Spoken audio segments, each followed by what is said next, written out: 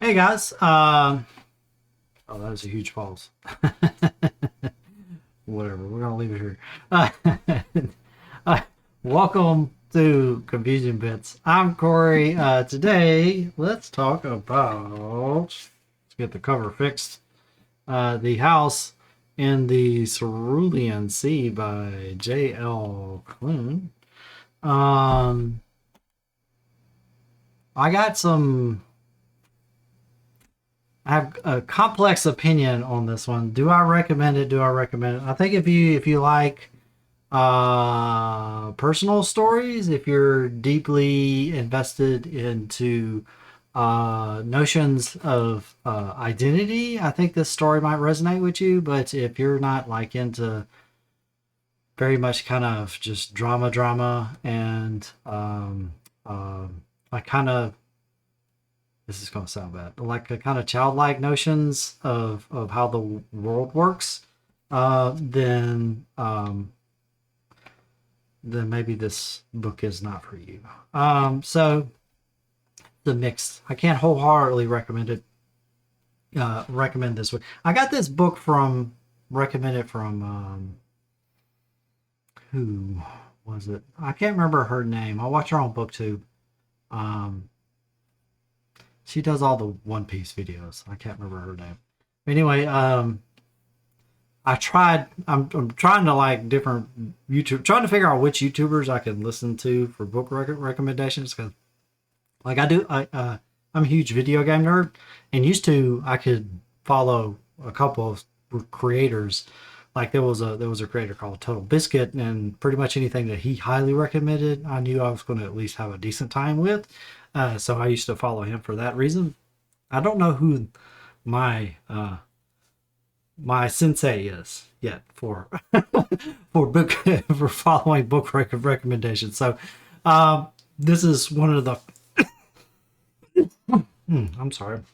This is one of the first ones that I got from is a almost wholeheartedly on this creator's recommended Murphy.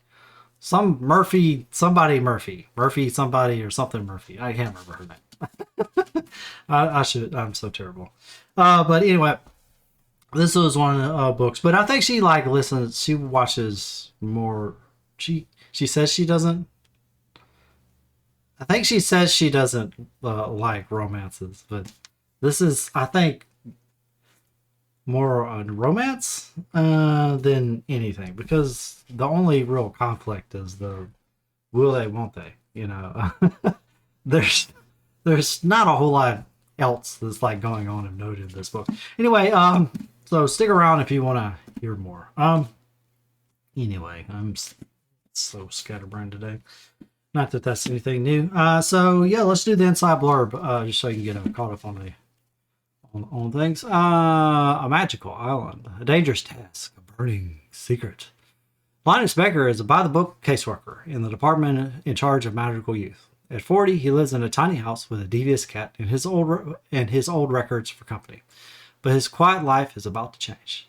Linus is summoned to by extremely upper management and given a curious, highly classified assignment. Travel to an orphanage on a distant island and determine whether six dangerous magic children are so dangerous, in fact, that they're likely to bring about the end of days. When Linus arrives at the strangest of islands, he's greeted by a series of mysterious figures. The most mysterious of which is Arthur Parnassus, the master of the orphanage. As Linus and Arthur grow closer, Linus discovers the master would do anything to keep the children safe, even if it means the world has to burn. Or worse, his secret comes to light. The House on the Cerulean Sea is an enchanting love story, masterfully told by the profound experience of discovering an unlikely family in an unexpected place and realizing that family is yours. J.L. Klune is a Lambda Literary Award winning author and a former claims examiner for an insurance company. His novels include House in the Cerulean Sea and The Extraordinaries. Being queer himself, Klune believes it's important now more than ever to have accurate, positive queer representation in stories. Okay, so let's do some Some quotes here. The House in the Cerulean Seal is a modern fairy tale about learning your true nature and what you love and will protect it. Charlene Harris, New York Times bestseller of the Sookie Stackhouse series. I don't recognize any of these. J.L. Klune is a master storyteller by the Mary Sue.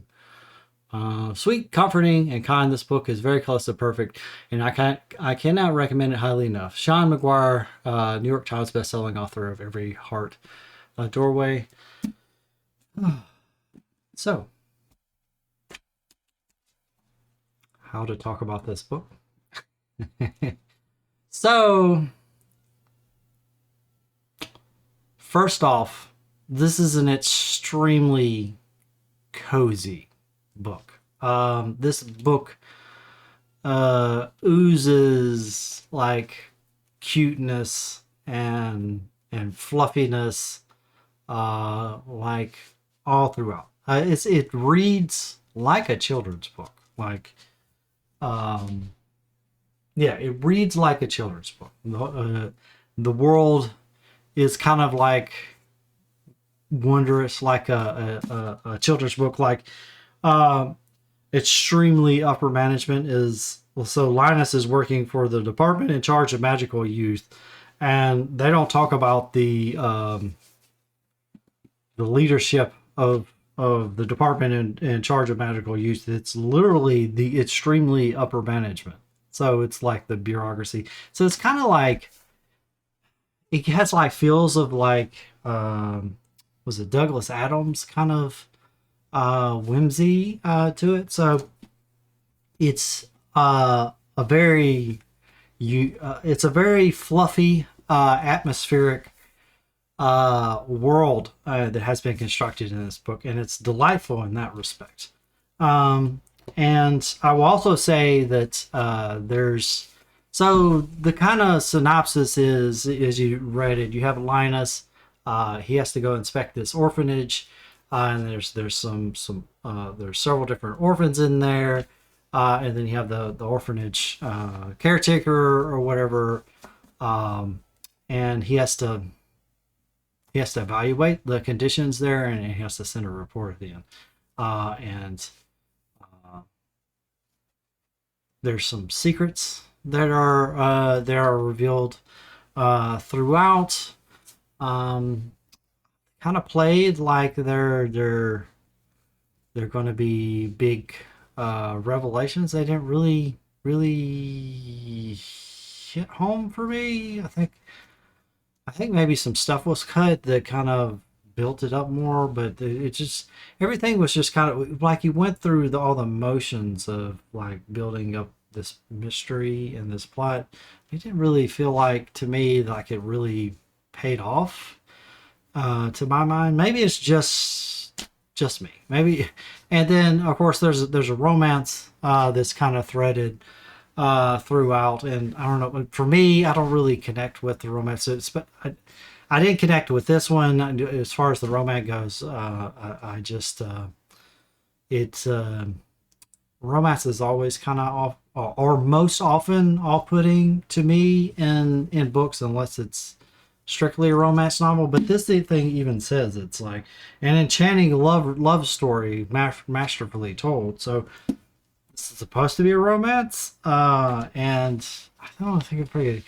It kind of reads like, to me, it reads like a children's story, but there's a romance in here, and it's very much, there's adult themes kind of going on, but like adult themes regarding like, so let's just spoiler word. So this is like the real world, but they have but there are magical entities in the real world, including some children are magical, and all the magical entities are like locked up, or they don't really go into deep detail about adult magical entities, but basically they have all of the magical people are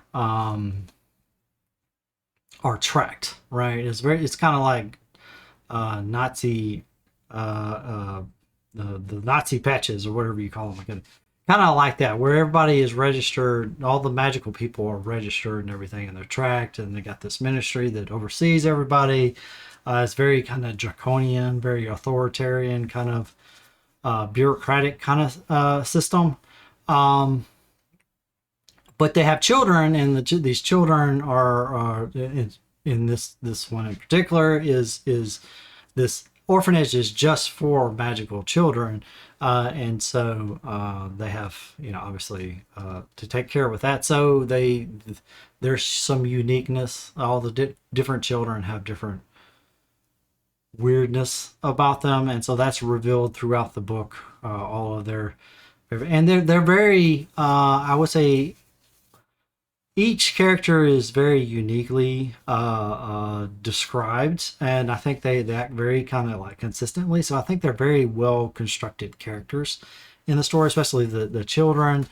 The adults, to me, as far as like the children, they act like children. Like the children in children's book, they act like that. But the adults behave in a naive manner. They behave like children. So that kind of falls flat to me. They like having the kind of the childlike notions of the way the world works, right? They're playing. I try not to reveal anything to them, but some of these children have abilities that are extremely dangerous, like cataclysmically, world-endingly dangerous. And the way the orphanage people and anybody who's sympathetic with the orphanage frame it is these are just children and everything like that. But in the real world, if there was a child that had these capabilities, the trepidation that you would have in treating this child is completely warranted, because even the child is unstable, right? So acting like it's good versus evil is a childlike notion, the way they play it. So it's very much a kind of good versus evil, kind of childish notion of morality in this book that kind of, it threw me out. Like they're dealing with heavy topics, but they're addressing it. Because the subtext of this book, this is about identity, right? It's about being outcast. It's about trans rights, gay rights, and stuff like that. That's the analogy that's going on in this book. But they're treating it as if it's the same as what the analogy is the thing that they're using to describe the analogy is way more serious than your sexual orientation, for instance. So it's we're talking about atomic bombs versus who you go to sleep with or who you want to marry. Like these are completely different scales of problems, right? Of problems, right? One is an actual problem. One is some religious people have problems with stuff, but it's not really a big deal as far as like the wider impact on society. So it's just we're treading on dangerous ground here, right? So like I don't want to minimize the gay and trans issues or everything, but the analogy that that's threaded in this book is way overblown. It's like calling your teacher a Nazi. Like it's your teacher, calling your teacher a Nazi because they won't let you, that she put you in detention, for throwing your pencil at Sally. Your teacher is not really a Nazi. A Nazi was a bad thing. It was way different, right? So that's the thing that kind of gets me, that threw me out of the book, was the way they're the subtext of all of this stuff is very much like, if this was really the way the world worked, things would be vastly different. And kind of a bit of a spoiler here, there's a village nearby and they don't like the orphanage. And at one point of the story, there's a confrontation of the villagers, and even the villagers, although they're doing the bad guy thing of protesting I'll say protesting. They're doing something else, but they are trying to encourage the orphanage to stay in its lane at the very least, if not leave. But it's played like, even like if these children were as dangerous as they are. In the book outlines, it's very, very much these children are that dangerous. The villagers had every right to be concerned, and to go beyond even what they did in the book.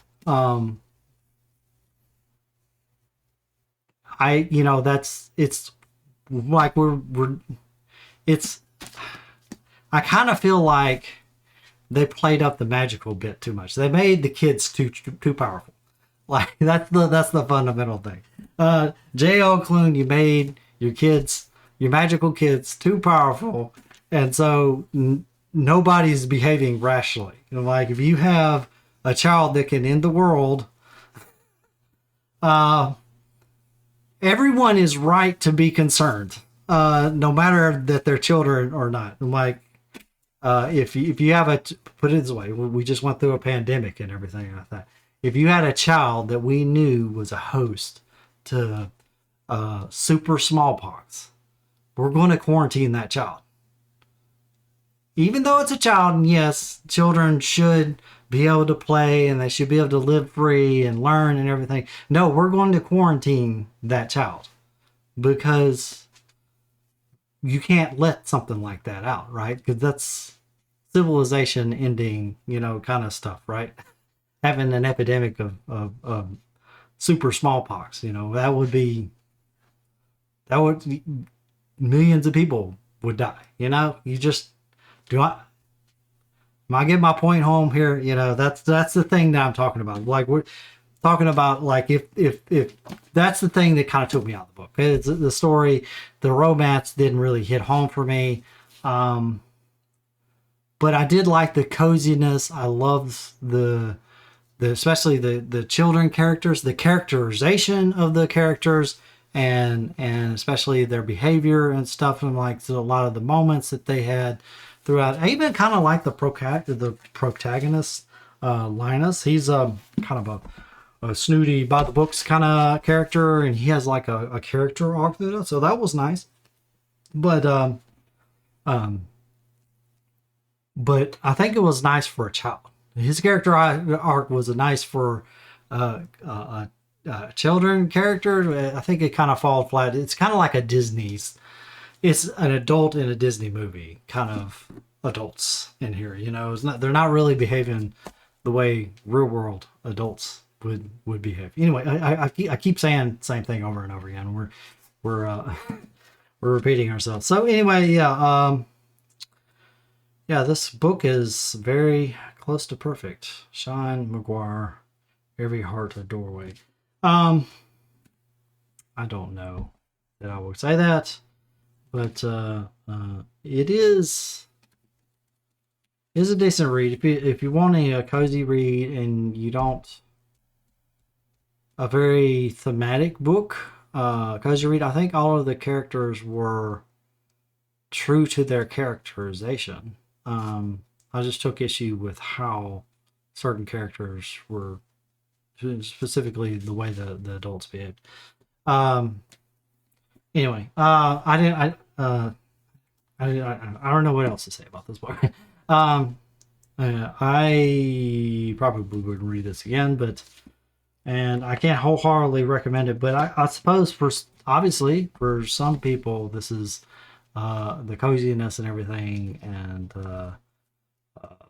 the non-realism is not an issue, and maybe in the romance is nice for them. I don't know, but anyway, I don't want to hate on this book, you know. But at the same time, I just didn't love it. It was kind of meh for me. So anyway, House, and this is The House in the Cerulean Sea by J.L. Klune. Yeah. So coming up next week, we have more self-help books because I can't help myself. We have The Obstacle is the Way, The Timeless Art of Turning Trials into Triumph by Ryan Holiday. Tiny book. I thought these books were bigger. Tiny little books. Anyway, I see you guys next week.